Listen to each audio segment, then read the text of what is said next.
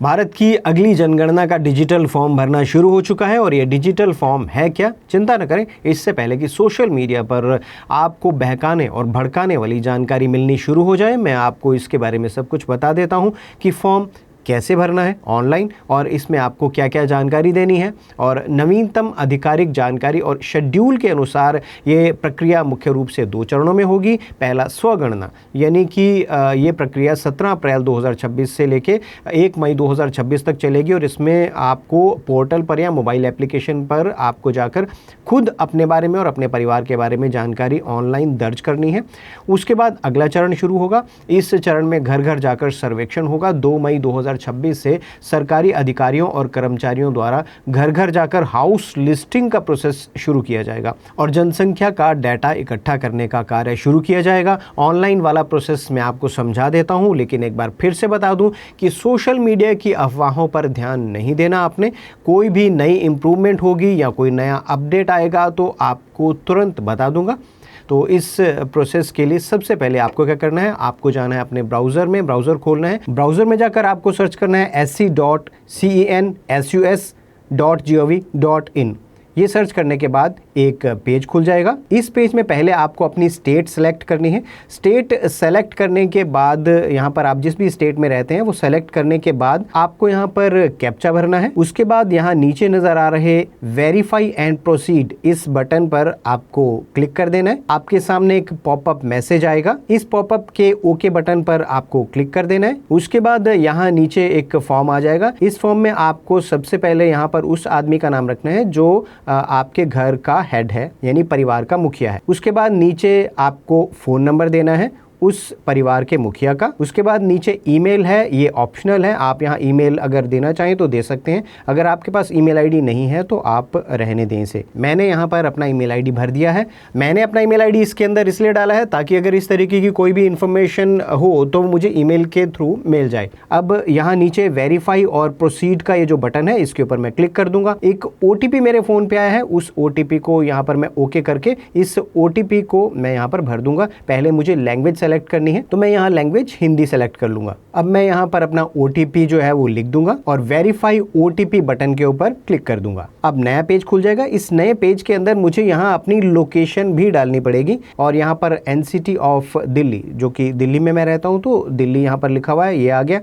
तो मैंने अपनी डिस्ट्रिक्ट दिल्ली की जो है वो सेलेक्ट कर ली। पिन कोड जो है वो मैं यहाँ पर लिख दूंगा अपना। इसके बाद आपको लोकेशन अपनी जो है वो यहाँ पर डालनी बहुत ज़रूरी है।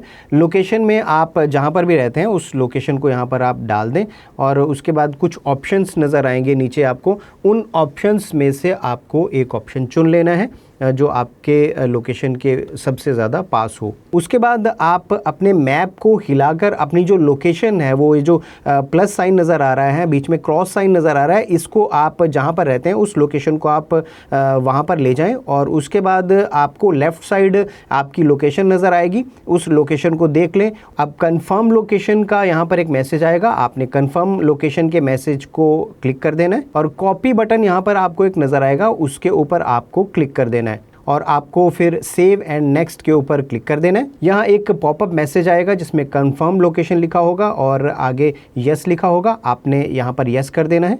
अब अगला पेज खुल जाएगा। अगले पेज में आपको यहाँ पर जनगणना मकान का विवरण, आप जहाँ पर रहते हैं जो मकान है आपका जो घर है उसके बारे में आपको यहाँ पर इंफॉर्मेशन देनी है। यहाँ पर आपसे पूछा जा रहा है कि जनगणना मकान के फर्श में प्रमुख सामग्री, यानी कि आपका जो फर्श है वो किस चीज़ का बना हुआ है, आपको यहाँ पर ये इन्फॉर्मेशन देनी है। ये इस तरीके की इन्फॉर्मेशन जो होती है वो सरकार को अलग अलग योजनाएँ बनाने में जो है मदद करती है। तो यहाँ पर आपको बताना है कि आपका जो फर्श है वो मिट्टी का, लकड़ी का, बांस का या पक्की ईंट का, पत्थर का, सीमेंट का, किस चीज़ का बना हुआ है। वो जिस भी चीज़ का बना हुआ है आपने वो यहाँ पर सेलेक्ट कर लेना है। उसके बाद नीचे एक इन्फॉर्मेशन है, ये आपसे पूछा जा रहा है कि जनगणना मकान के दीवार में प्रयुक्त प्रमुख सामग्री, यानी कि जो आपकी दीवारें हैं वो किस चीज़ की बनी है, वो घास फूस की बनी है या प्लास्टिक पॉलीथीन की बनी है। तो आपकी जो दीवार है वो जिस भी चीज़ की बनी है वो यहाँ पर आपने लिख देना है। पक्की ईंट की बनी है तो यहाँ पर आपने पक्की ईंट चुन लेना है। अब इसके बाद आपको यहाँ नीचे नज़र आएगा जनगणना मकान में छत में प्रयुक्त प्रमुख सामग्री क्या है, यानी कि आपकी जो छत है वो किस चीज़ की बनी हुई है। आपका जो भी इंफॉर्मेशन है उसके ऊपर आपने टिक कर देना है। और उसके बाद यहाँ चौथा ऑप्शन है जनगणना मकान की स्थिति ये अच्छी है, रहने योग्य है, या जीर्ण शीर्ण यानी कि बहुत बुरी हालत है मकान की। तो ऑप्शन चुनने के बाद आप नीचे आएंगे तो नीचे ये बटन है, इसके ऊपर आपने क्लिक कर देना है और यहाँ पर एक पॉपअप आएगा, उसके ऊपर हाँ पर आपने क्लिक कर देना है। उसके बाद तीसरा जो ऑप्शन है वो खुल जाएगा। यहाँ पर आपने परिवार से संबंधित अपनी जो जानकारी है वो यहाँ पर देनी है।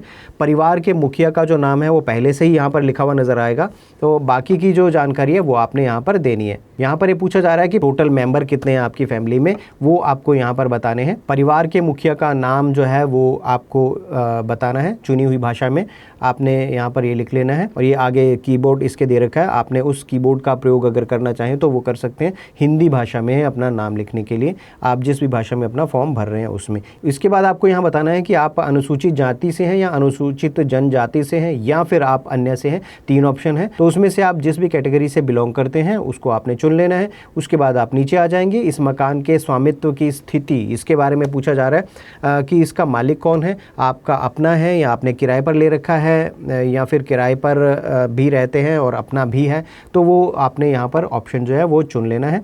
और वो चुनने के बाद नीचे लिखा होगा रहने योग्य उपलब्ध कमरों की संख्या, आपके घर में कितने कमरे हैं और वो रहने लायक हैं, तो आपने यहाँ पर नीचे वो बता देना है। उसके बाद इस परिवार में रहने वाले विवाहित दंपतियों की संख्या, आपके परिवार में कितने दंपति हैं यानी कि विवाहित कपल हैं वो कितने रहते हैं, तो वो आप यहाँ पर उसके काउंट करके बता देंगे। यानी कि अगर माता पिता भी रहते हैं, बेटा बेटी भी रहते हैं तो 2 कपल हैं, 2 दंपति हैं, तो आपने यहाँ पर 2 लिख देना है। और उसके बाद आपने सहेजें और आगे बढ़े इस ऑप्शन पर, इस बटन पर आपने क्लिक कर देना है। सेव एंड नेक्स्ट पर एक पॉपअप खुलेगा, उस पर पुष्टि करना यानी कि कन्फर्म करें ये लिखा हुआ आएगा, यस यहाँ बटन के ऊपर आपने क्लिक कर देना है। अगला पेज खुल जाएगा और यहाँ पर परिवार के लिए सुविधा की उपलब्धता, तो आपके पास पेयजल का मुख्य स्रोत क्या है, आप पानी आपके यहाँ जो पीने का है वो कहाँ से आता है। नल का पानी है, नल का पानी उपचारित स्रोत से यानी कि नलके का पानी है, उसमें आरओ लगा रखा है वो यूज़ कर रहे हैं, या फिर कुआं है या हैंडपंप है, ट्यूबवेल है, झरना है, नदी है, क्या है, आप क्या यूज़ करते हैं पीने के पानी के लिए वो आपसे पूछा जा रहा है, वो आपको यहाँ पर बताना है।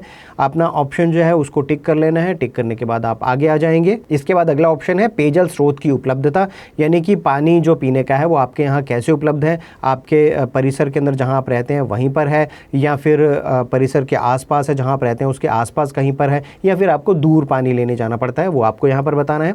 तो उसके बाद यह है कि प्रकाश का मुख्य स्रोत क्या है, आपके यहाँ लाइट कहाँ से आती है, तो उसका क्या है, बिजली है या मिट्टी के तेल का दिया जलाते हैं या फिर सोलर एनर्जी आप यूज़ करते हैं, तो आपको यहाँ पर ये ऑप्शन बताने हैं। उसके बाद यहाँ ऑप्शन है शौचालय की सुलभता, तो आपके यहाँ शौचालय है या नहीं है, आपको दोनों बताना है। अगर है तो केवल फैमिली के लिए है या फिर दूसरों के साथ साझा है यानी कि सार्वजनिक शौचालय है, तो आपको यहाँ पर ये ऑप्शन जो है वो चुनना है।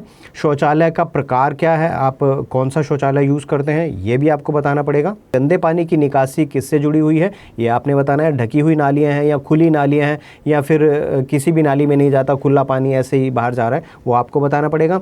परिसर के अंदर स्नान सुविधा की उपलब्धता है या नहीं है, या नहाने के लिए बाहर जाना पड़ता है।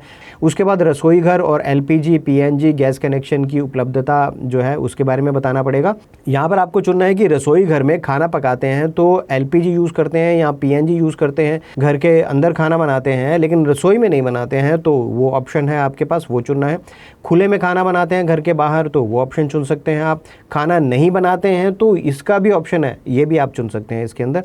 उसके बाद हम आगे आ जाएंगे। यहाँ अगले ऑप्शन में आपसे पूछा जाएगा कि खाना पकाने के लिए आपका जो ईंधन है वो क्या यूज़ करते हैं, लकड़ी जलाते हैं या फसल का कुछ अवशेष जलाते हैं या उपले जलाते हैं या फिर पक्का कोयला जलाते हैं। ये आपको इनमें से जो भी ऑप्शन जिसमें आप खाना बनाते हैं वो आपको यहाँ पर चुनना पड़ेगा। उसके बाद नीचे सहेजे बटन पर क्लिक करेंगे, हाँ पर आपने क्लिक कर देना है और आपका अगला पेज खुल जाएगा। इसमें आपकी प्रॉपर्टीज़ के बारे में पूछा जाएगा आपसे। इसमें पूछा जाएगा कि आपके पास रेडियो या ट्रांजिस्टर है या नहीं है। है तो क्या आप सुनते हैं, तो कहाँ सुनते हैं। अगर आप टीवी देखते हैं तो टीवी कैसे देखते हैं, आपके पास मुफ्त वाला डिश है या DTH है, या फिर केबल कनेक्शन है या फिर कोई अन्य है या फिर नहीं है, तो वो आपको यहाँ बताना है।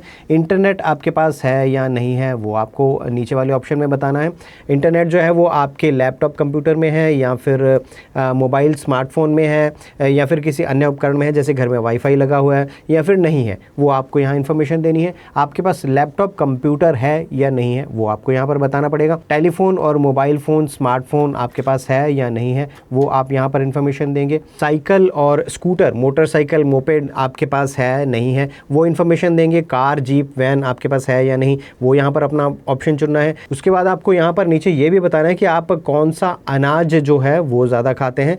सहेजें और आगे बढ़ें, इस नीचे जो बटन आ रहा है इसके ऊपर सेव एंड नेक्स्ट के ऊपर यहाँ पर आपने क्लिक कर देना है। आएगा तो नहीं का भी आएगा, आप यहाँ पर हाँ करके ऑप्शन चुन सकते हैं। अब आपके सामने आपने जो फॉर्म भरा है जो डिटेल है वो आपके सामने आ जाएगी, उसको आपने एक बार अच्छे से देख लेना है। अब अगर आपने कुछ चेंज करना है तो संशोधन के लिए वापस जाएं, नीचे ये बटन है। अगर ड्राफ्ट के रूप में सेव करके रखना चाहते हैं तो इस पर क्लिक कर देना है और पुष्टि करें और सबमिट करें, यानी कि आपको लग रहा है कि ओके कन्फर्म है, ये ठीक है, तो आपने ये ग्रीन वाला जो बटन है इसके ऊपर क्लिक करके इस फॉर्म को सबमिट कर देना है। अब यहाँ पर आपके सामने एक पॉपअप आएगा, अंतिम रूप में सबमिट करें, इसके नीचे हाँ और नहीं के ऑप्शन है। अगर आप कंफर्म कर रहे हैं ओके हैं तो फिर हाँ पर क्लिक करके आपको इस पर सबमिट कर देना है। सबमिट करने के बाद आपके सामने यहाँ एक मैसेज आ जाएगा, सफलतापूर्वक सबमिट किया गया है, और नीचे आपको एक नंबर नज़र आएगा, इस नंबर को आपने सेव करके अपने पास रख लेना है। और ये आपको तब काम आएगा जब जनगणना करने वाले आपके घर में अधिकारी आएंगे। कोई भी सरकारी इन्फॉर्मेशन होगी तो मैं आपको तुरंत बताऊँगा। कोई सवाल हो कमेंट बॉक्स में आप पूछ सकते हैं, मैं पूरी कोशिश करूंगा आपके सवाल का जवाब देने की, रिप्लाई करने की। आज के वीडियो में इतना ही, मिलते हैं अगले वीडियो में, तब तक के लिए थैंक यू एंड बाय।